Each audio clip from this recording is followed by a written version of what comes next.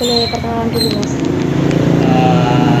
Oke, sebelumnya terima kasih waktunya udah memberi kesempatan saya untuk coba mengasih informasi lah terkait kedai yang saya bikin. Perkenalkan, nama saya Rifki Alfata, asal saya dari Jakarta. Sekarang kebetulan yang ngurus kedai sama lagi ngerjain studi S2 di UIN Wali Songo. Jurusan apa Mas kalau boleh tahu? MPI. MPI ya. MPI. Kalau boleh tahu nih Mas, Gimana? bagaimana sih kilas baliknya Mas mendirikan usaha ini gitu? Sebenarnya ini usaha udah dari lama, dari dulu pas saya satu itu waktu di Malang tuh. Jadi awal mulanya itu masih belum ada outlet kayak gede gini, jadi mulai awal itu masih PO. Jadi kayak pagi sampai sekitar jam 3 sore itu waktu-waktu pemesanan.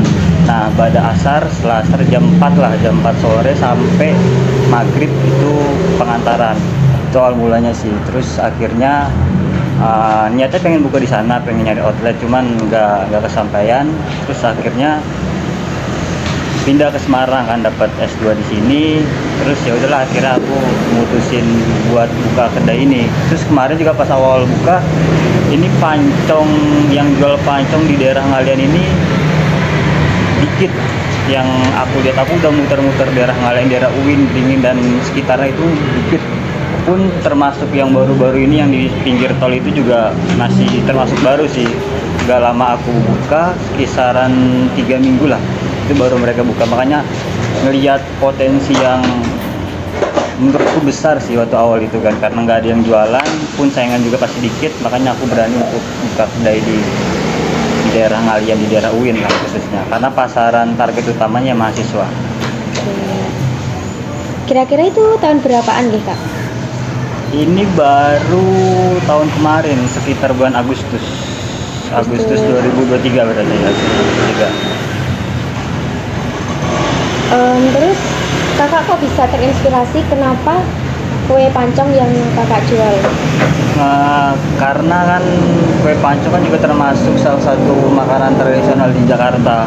Cuman untuk yang dijual di pasaran ini memang udah dimodifikasi, karena pada awalnya pancong itu cuma sebatas menggunakan gula, jadi toppingnya cuma gula aja, ditabur sama gula. Cuman seiring berjalannya waktu, zaman mengikuti anak-anak muda sekarang, makanya mulai berinovasi, mulai pakai rasa-rasa, varian rasa lah, kayak selai, mete dan segala macam. Itu yang pertama. Dan yang kedua, yang tadi udah saya jelasin, karena ngelihat potensi di daerah UIN. Pas waktu itu nggak ada yang jual pancong, dikit yang jual pancong, makanya situ saya lihat ada peluang. Nah, jadi saingannya pun dikit kan, kayak kalau ngebuka angkringan itu udah banyak banget, terang bulan, martabak, terus roti bakar itu udah banyak banget kan. Makanya saya lihat yang makanan tuh walaupun dia bukan nasi tapi bisa mengenyangkan tuh, apa nih yang belum ada di Ngalian nih. Roti udah ada, martabak, terang bulan udah ada. Terus akhirnya saya putusin, pancong kayaknya belum ada. Ya benar, setelah saya survei lokasi, survei tempat, itu memang tidak ada. Makanya dari situ saya putusin buat bikin pancong. Oke. Kalau untuk suka dukanya kakak sendiri nih selama mendirikan usaha ini apa aja Kak? Ya paling kalau untuk suka duka, ya kadang udah buat adonan banyak, itu yang beli dikit. Ya paling itu sih, karena kan nggak setiap hari laku ya, kadang naik kadang turun. Ya kadang gitu, kadang lagi buat adonan dikit, ternyata membludak sampai banyak yang ditolak-tolakin karena udah habis. Tapi ketika lagi buat banyak, ternyata malah dikit yang beli. Ya paling itu sih yang sering dialami sama kami ketika jualan. Oke. Terus langkah awal nih kakak kenapa bisa memutuskan untuk menjadi pengusaha seperti itu apa aja Kak? Karena itu cita-cita saya sih dari dulu, karena saya memang pengen punya usaha sendiri, pengen punya bisnis sendiri. ya tujuannya biar bisa mempekerjakan orang lah, membuka lapangan pekerjaan baru untuk orang-orang yang membutuhkan pekerjaan. Pun dari mungkin dari background juga sih, background keluarga rata-rata punya bisnis, mungkin dari situ keikut jadi termotivasi buat bikin usaha sendiri, buat bikin bisnis sendiri. Gitu ya kak. Terus nih kak, kan mesti banyak teman-teman nih yang juga pengen seperti kakak ya. Nah itu gimana sih saran atau kiat biar jadi pengusaha? Menurut saya kan ini udah sukses banget ya kak. Amin. Itu gimana aja kak?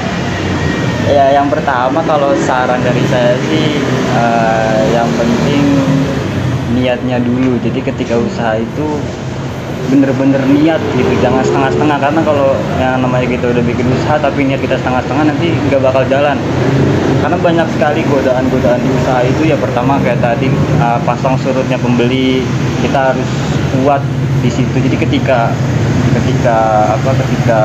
lagi surut ya kita di situ harus bertahan gitu, jangan sampai goyah. Karena kebanyakan pengusaha itu ketika lagi turun mereka goyah dan akhirnya mereka memutuskan berhenti dan akhirnya bangkrut, nggak melanjutkan. Nah di situ memang godaan-godaan atau tantangan-tantangan dari seorang pembisnis. Nah maka dari itu emang dibutuhkan yang pertama niat yang kuat, terus usaha yang kuat juga, usaha yang keras lah, tidak pantang menyerah. Dan yang ketiga ya harus jelas gitu kita mau bikin usaha apa, potensinya itu seberapa, terus pasarnya itu siapa, lokasinya strategis apa enggak, itu juga harus perlu dipikirin.